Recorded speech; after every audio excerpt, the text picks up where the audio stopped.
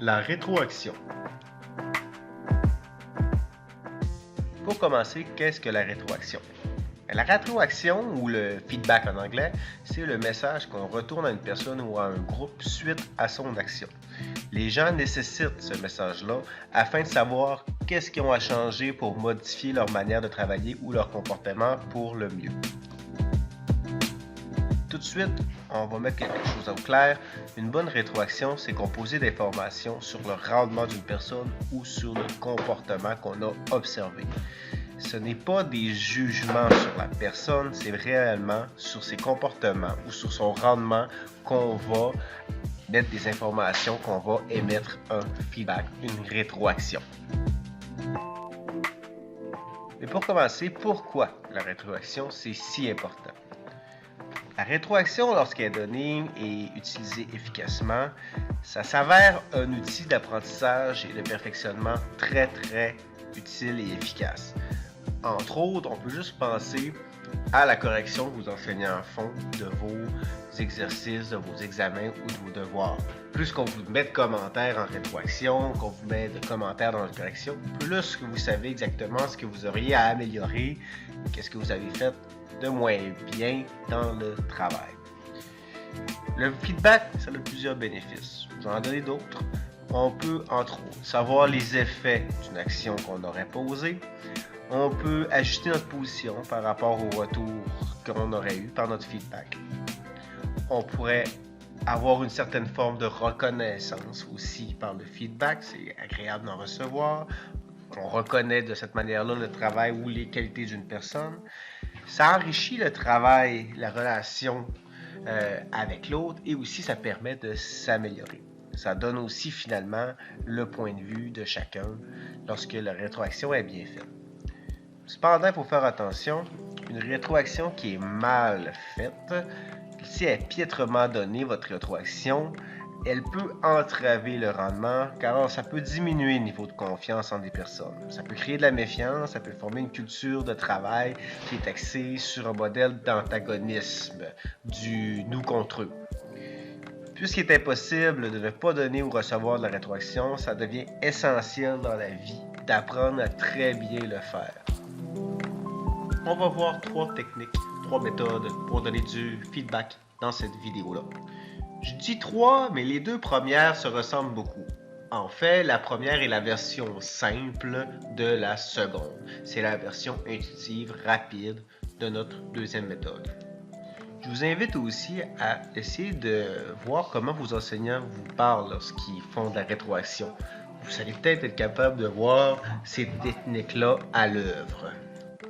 Notre première technique va s'appeler la méthode PAP, ou comme j'aime l'appeler parfois, la technique du sandwich au caca.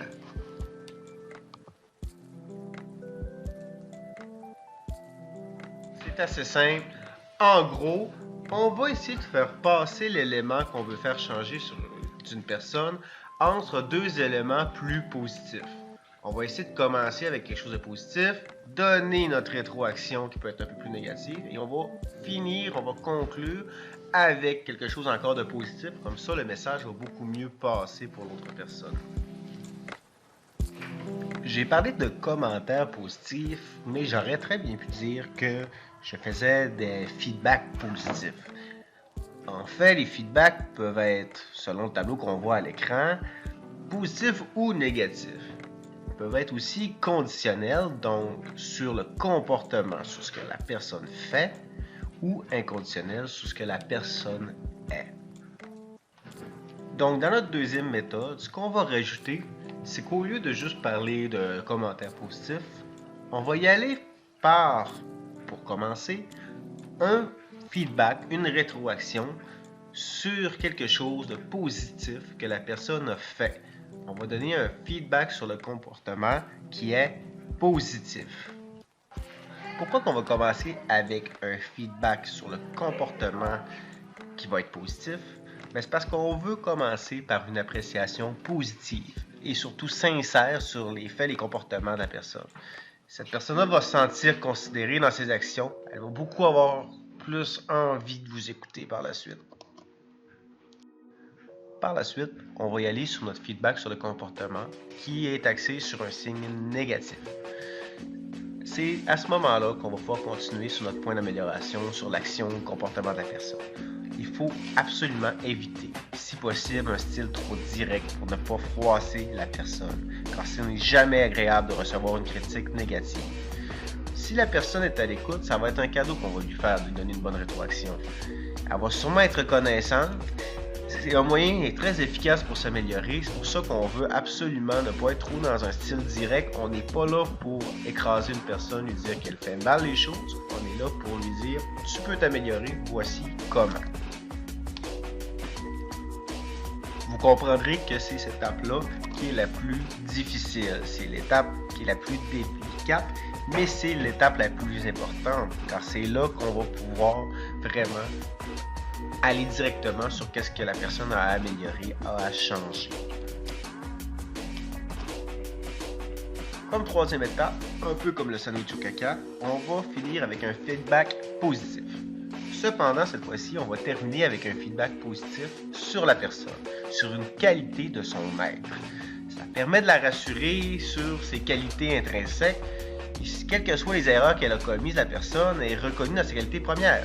C'est une bonne personne, c'est un individu. Cette étape-là va agir directement sur la confiance en soi de la personne, sur l'image de la personne qu'elle se fait d'elle-même. On veut s'assurer que la personne ne soit pas attaquée dans son individualité, mais bien qu'on veut, dans le fond, mettre en lumière que certains comportements, certaines choses qu'elle a faites pourraient être mieux faites, pourraient être améliorées. Finalement, il nous reste une quatrième case, le feedback sur la personne qui est axé vers un signe négatif. On voit ici qu'on a bien mis un grand X dessus et les mots à bannir. Pourquoi? Parce que c'est un type de feedback qui est particulièrement destructeur. Ça atteint les qualités même de la personne.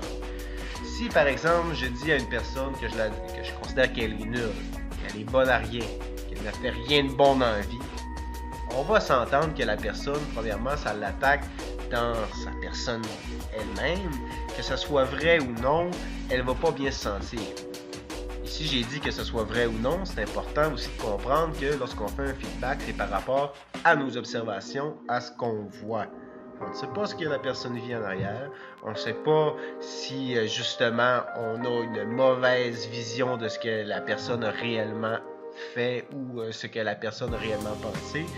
C'est toutes des raisons qui font que c'est un feedback qui est généralement juste destructeur. C'est important de comprendre que ne pas tomber dans cette case-là, ça prend de la pratique, de la pratique, de la pratique. C'est difficile de ne pas tomber dans cette case-là, surtout quand on est dans une rencontre d'équipe, de groupe de travail ou de groupe d'études. C'est vraiment difficile de ne pas tomber dans cette case-là quand la pratique commence, lorsque les conversations commencent à s'enliser, qu'on n'est pas capable d'avancer. On vient de plus en plus tenté de justement commencer à insulter les autres personnes autour de la table. Donc c'est très important de faire attention à ça, de se pratiquer pour utiliser nos trois autres types de feedback que de se rendre dans ce type de feedback-là et justement attaquer les gens avec qui on a à travailler et qu'on aura à travailler encore et encore.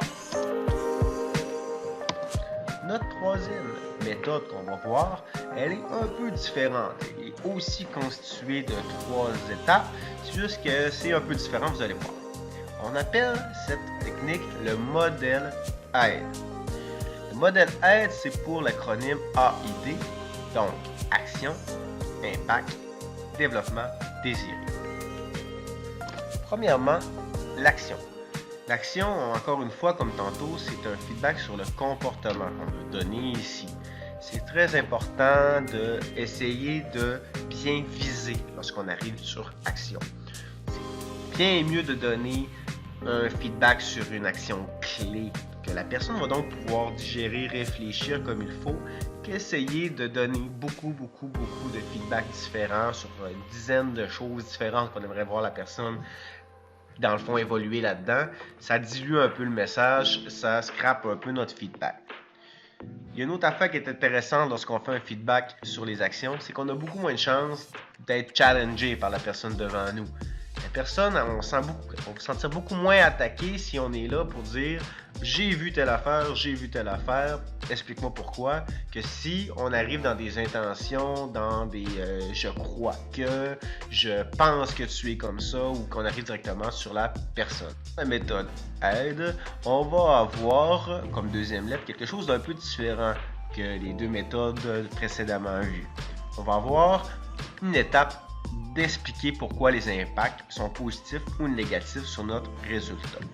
Pourquoi on va parler ici des impacts? C'est que ça va aider la personne à comprendre pourquoi nous autres on fait ça justement, cette rétroaction-là. Lorsqu'on sait les impacts de nos actions, souvent on est beaucoup plus conscientisé sur justement qu'est-ce que notre comportement a apporté de bien ou a apporté de mal pour le reste d'une équipe. On aura beaucoup plus tendance à vouloir le changer si on comprend en quoi ça a dérangé les autres, tel ou tel comportement. Finalement, un autre élément différent un peu avec la méthode aide, on va parler de développement désiré. On veut indiquer clairement quel type de comportement on veut que la personne mette en action. On se rappelle, le feedback, l'objectif, c'est d'améliorer, d'augmenter une performance, de motiver les autres. Donc, si on indique clairement le développement qu'on désire, on va avoir beaucoup plus de chances de réussir le vrai but de notre rétroaction. Bon, on va y aller avec un seul exemple, mais que je vais montrer pour mes trois méthodes. Je vais y aller d'un exemple qui pourrait possiblement vous intéresser. On va dire que dans une équipe de projet, on aurait un collègue qui ne fait pas grand-chose, qui travaille que très peu. Et qu'en équipe, on a décidé qu'on avait à lui donner une rétroaction pour que ça s'améliore, pour qu'on puisse justement avancer dans notre projet. Premier exemple avec la méthode du sandwich au caca. On trouve que tu travailles très bien en général, mais on aurait besoin que tu travailles plus. On aurait besoin de toi quand tu as souvent de bonnes idées. On a commencé avec quelque chose de positif, elle travaille bien la personne. On a dit quelque chose de négatif, on veut qu'elle travaille plus. Et finalement, on finit avec quelque chose de positif. On la complimente sur ses idées généralement qu'elle apporte en équipe. Technique suivante, conditionnel, inconditionnel. Tu travaillais vraiment bien en début de projet, mais là tu ne fais pas grand chose dans l'équipe. Tu auras besoin de ta créativité. On va s'entendre, la différence entre les deux n'est pas très grande. La seule petite différence, c'est qu'ici, on est vraiment sur la personne. On vient de dire que la personne, c'est une personne qui est créative. Elle est bonne dans sa créativité. Dernière technique, la technique aide. Tu ne fais pas grand chose pour l'équipe ces temps-ci. Ça fait qu'on doit travailler 2 fois plus fort pour respecter nos délais. On veut que tu fasses ta part à l'avenir.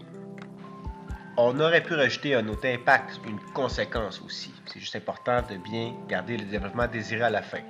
Et quand je parle d'un autre impact, on aurait très bien pu dire dans cet exemple-là, tu ne fais pas grand-chose pour l'équipe ces temps-ci. Ça fait qu'on doit travailler 2 fois plus fort pour respecter nos délais. Si ça continue, on va devoir te retirer du projet.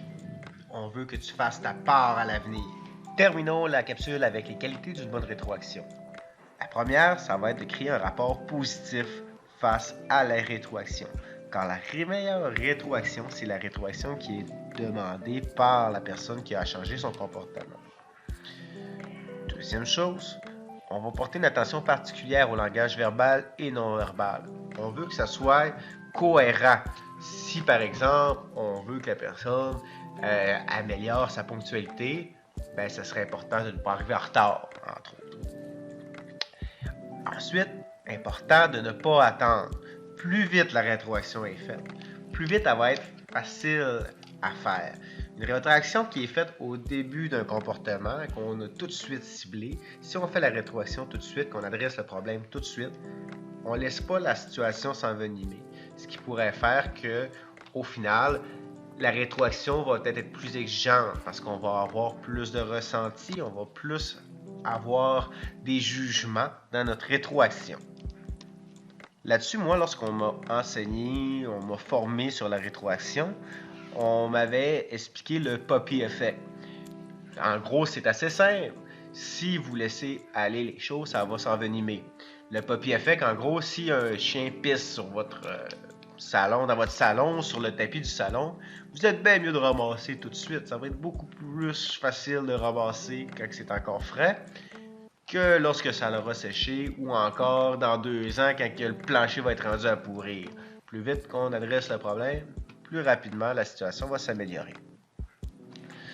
Il faut, encore une fois, donner des rétroactions claires avec des éléments observables et vérifiables. On veut aller sur le comportement de la personne, pas sur comment qu'elle est. On veut aller sur les actions de la personne, non sur ce qu'elle représente. Il faut aussi éviter le plus possible les attitudes punitives ou les critiques affectant le caractère constructif de la rétroaction. Cependant, comme on a vu tantôt avec le dernier exemple que j'ai donné de notre situation, de nos 2 personnes qui parlaient, car un des collègues ne travaillait pas suffisamment, parfois on n'aura pas le choix. C'est donc important de bien savoir doser, de bien savoir placer ces attitudes-là au bon moment. Ensuite, on va essayer encore une fois d'éviter le plus possible d'attaquer l'autre. On a souvent, lorsqu'on pense à de la discussion, lorsqu'on parle de la communication entre personnes, le bon vieux slogan du « tu qui tue ». En gros, on est mieux de dire que j'ai observé plusieurs retards à des rencontres dernièrement, d'y aller par « j'ai observé, c'est mon observation », que d'attaquer la personne en disant « tu arrives toujours en retard, tu es ci, tu es ça ». Par la suite, il faut limiter les rétroactions sur les besoins et les bénéfices de la rétroaction. Aussi, c'est important de partager des idées en questionnant sur ce qui est arrivé et sur les solutions possibles. On n'est pas là pour donner des conseils. On veut impliquer l'autre, on veut le responsabiliser dans la recherche et dans l'implantation de solutions. C'est sûr que dans la capsule, on a vu des méthodes qui étaient très appliquées en une seule phrase. On veut quand même, normalement, lorsqu'on fait une réflexion, laisser l'opportunité à l'autre de s'expliquer, mais aussi de participer à l'élaboration d'une solution. Durant votre rétroaction aussi, c'est important de valider la compréhension de votre interlocuteur, que ce soit par une écoute active, des signes de tête, des regards, ou encore par du questionnement. On veut s'assurer que la personne a bien compris ce qu'on voulait dire. Une rétroaction, c'est un exercice de communication assez difficile et parfois ça peut se passer d'une manière que la personne devant nous ne comprenne pas exactement ce qu'on souhaite dire dans nos propos. C'est très facile qu'il y ait un petit problème, qu'il y ait de la friture sur la ligne qui fait que la personne perçoit mal notre message. On peut poser des questions du genre: qu'est-ce que tu en penses de ce que je viens de te dire? Comment tu réagis à ça? Comme ça, on valide la bonne compréhension de l'interlocuteur. Finalement, notre dernier point, c'est qu'en cas de confrontation, on devrait toujours rester calme. On ajuste notre rétroaction en conséquence et on évite la confrontation ou l'escalade des émotions. Ce n'est pas supposé arriver, mais encore une fois, certains messages peuvent être perçus comme des attaques par une personne lors d'une rétroaction. C'est donc important de rester calme, car notre objectif n'est pas d'attaquer, mais d'accompagner cette personne-là dans son cheminement pour qu'elle s'améliore. Donc, c'est ce qui mettrait fin à cette capsule. Je vous invite bien sûr à me donner une rétroaction si vous avez trouvé ça intéressant ou non, s'il y a des choses à améliorer. Donc, bon feedback.